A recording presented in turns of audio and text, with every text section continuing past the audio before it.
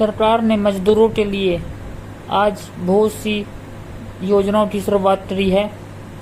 आइए सुनते हैं मुख्यमंत्री जी के द्वारा मजदूरों के लिए आज क्या घोषणाएं हुई हैं। और एक बिल्डिंग कंस्ट्रक्शन वर्कर्स बोर्ड है। तो इस प्रकार के दोनों बोर्ड्स हमारे जो काम करते हैं उस काम में बहुत सी सुविधाएं हमको मिलती हैं। जो सुविधाएं मिलती हैं उसका बहुत उल्लेख सब लोग करते हैं। आज भी मैं विश्वास दिलाता हूं कि इन श्रमिकों के कल्याण के बोर्ड के माध्यम से कुछ नई योजनाएं भी मेरे मन में हैं। उन योजनाओं की मैं आपके सामने रखूंगा, निश्चित रूप से आपको लाभ होगा।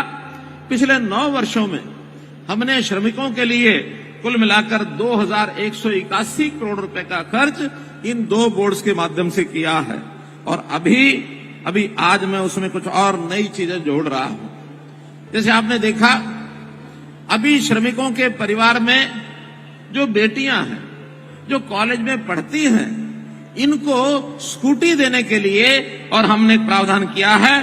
तो इलेक्ट्रिक स्कूटी ये हर एक बेटी जो कॉलेज में पढ़ती है, श्रमिकों की बेटी, वो उसको एक जो स्कूटी है उस देने का स्थायी प्रावधान हमने किया है। जो भी बेटियां पढ़ती हैं उसके लिए हम हकदार हो गए हैं एक स्कूटी प्राप्त करने के। और स्कूटी के बदले में शायद हमने पैसा तय किया है, कितना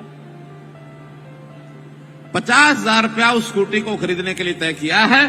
50,000 रुपया हर एक श्रमिक को, एक बेटी के लिए, कॉलेज में पढ़ने वाली बेटी के लिए वो आपको मिलेगा। इसी प्रकार हमारे जो श्रमिक साइकिल खरीद करके इस योजना का लाभ उठाते थे, उसमें 3,000 रुपया पहले मिलता था और अब से आगे जो दिया जाएगा साइकिल के लिए वो 3,000 की बजाय 5,000 रुपया राशि उस साइकिल के लिए दिया जाएगा। योजना अच्छी लगी कि नहीं? लगी तो जरा मुझे ही बताया करो। कोई श्रमिकों की योजना है तो आप सुन रहे हैं कि नहीं सुन रहे, मुझे पता तो लगे। इसी प्रकार हमारे श्रमिक जो महिला श्रमिक हैं, सिलाई मशीन खरीदने के लिए उनको एक अनुदान पहले मिलता है, वो मिलता है 3500 रुपया। उसको बढ़ा करके भी 4500 रुपया कर दिया गया है ताकि 1,000 रुपए की राशि उसमें बढ़ करके उनको मिले। जो औद्योगिक श्रमिक हैं उनके बच्चे स्कूल कॉलेज में जाते हैं।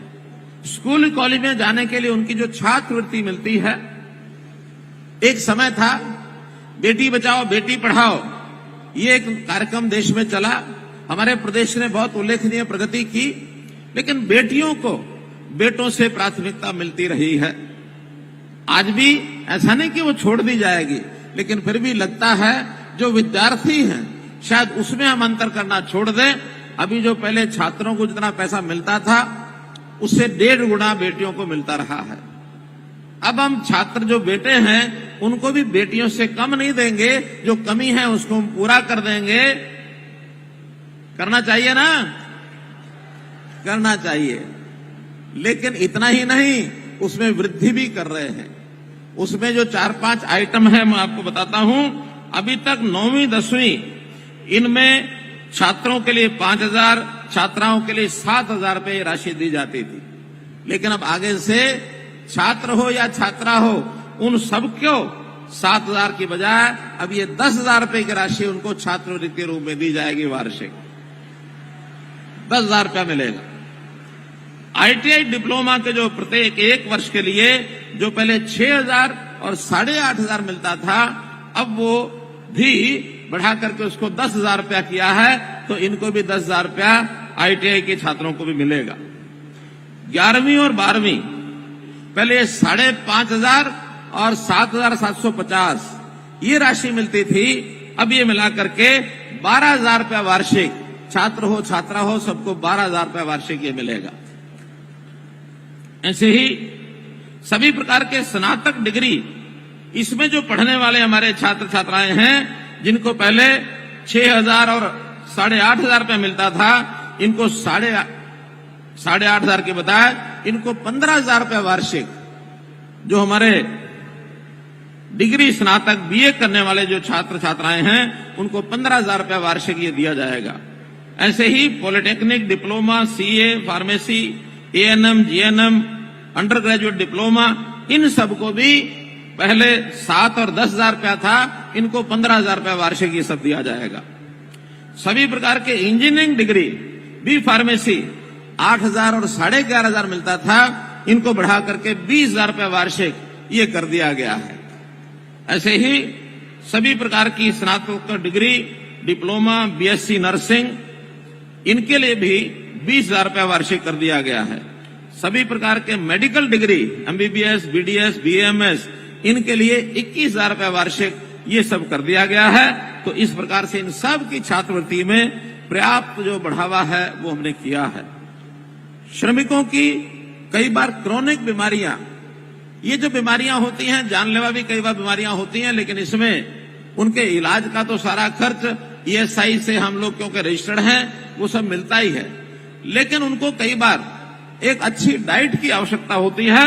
तो उस डाइट के लिए, स्वास्थ्यप्रद खानपान के लिए अपनी जो सैलरी है उसके अलावा 2,000 रुपये महीना उसके केवल खानपान के लिए इसमें हमने बढ़ोतरी की है। जिनको ये जब तक वो बीमारी होती है उनको 2,000 रुपये महीना ये अलग से भी उसमें मिलेगा।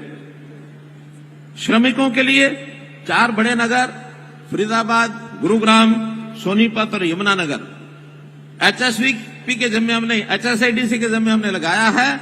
वो इन सब स्थानों पर जो आवासीय मकान हैं, अस्थायी जिनको रहना होता है, उनके लिए पहले चरण में, मैं पहला चरण कह रहा हूं, आगे और बढ़ाएंगे, पहले चरण में इन चारों शहरों में 500 फ्लैट यानी कुल 2,000 फ्लैट इस वर्ष में तैयार कर दिए जाएंगे। जो ऐसे जो अस्थायी कर्मचारी जो कई बार जो कभी कभी कहीं नौकरी करते बाहर चले जाते हैं, जिनको किराए के लिए आवश्यकता होती जगह की, उनको ये 2,000 जो फ्लैट हैं इनका निर्माण किया जाएगा। फतेहाबाद जिला गुरुग्राम के हरसरू, कादीपुर, वजीराबाद, इनमें ईएसआई की डिस्पेंसरी ये स्थापित की जाएगी। हरियाणा राज्य की सभी ईएसआई डिस्पेंसरियों में ईसीजी की सुविधा ये भी लागू की जा रही है, ताकि लोगों को जो ईसीजी का टेस्ट है, हार्ट के जो पेशेंट हैं, उनका जो ईसीजी ये आसानी से हो जाए। भाइयों बहनों, हमने आयुष्मान की योजना ये जो लागू की है, जिसका लाभ हमको ईएसआई के माध्यम से भी मिलता है, अन्य जगह भी हेल्थ सर्विसेज में मिलता है। अभी तक जिनकी 15,000 रुपए की सैलरी है, 1,80,000 रुपए साल का, उनको ये आयुष्मान की योजना फ्री मिलती है। इसके ऊपर 3 लाख रुपए तक अर्थात 25,000 रुपए महीना, 15 से 25,000 रुपए महीना जिनकी सैलरी है, उनको भी एक बहुत नॉमिनल 125 रुपया मासिक, इसके बदले में 5 लाख रुपए का जो बीमा है ये उनका सबका किया जाएगा। ये भी एक जानकारी दी है। मित्रों, आर्थिक तौर पर ये सब घोषणाएं ये मैंने की हैं। एक और इसके साथ विषय कि आज जैसे प्रधानमंत्री जी विश्वकर्मा दिवस पर कुछ योजनाएं घोषित करने वाले हैं। उन घोषणाओं में एक योजना हमारे यहाँ विश्वकर्मा कौशल विश्वविद्यालय जहां बैठे इन्होंने भी बनाई है। मैं इसकी जानकारी आपको देता हूं। बाद में वो जो घोषणाएं होंगी उसके साथ डबटेल करके जो उसमें ज्यादा लाभदायक होगी, कुछ चीजें यहाँ लाभदायक होंगी, कुछ उनमें लाभदायक होंगी, उसके बाद जो लाभदायक होगी उसको आगे बढ़ाएंगे।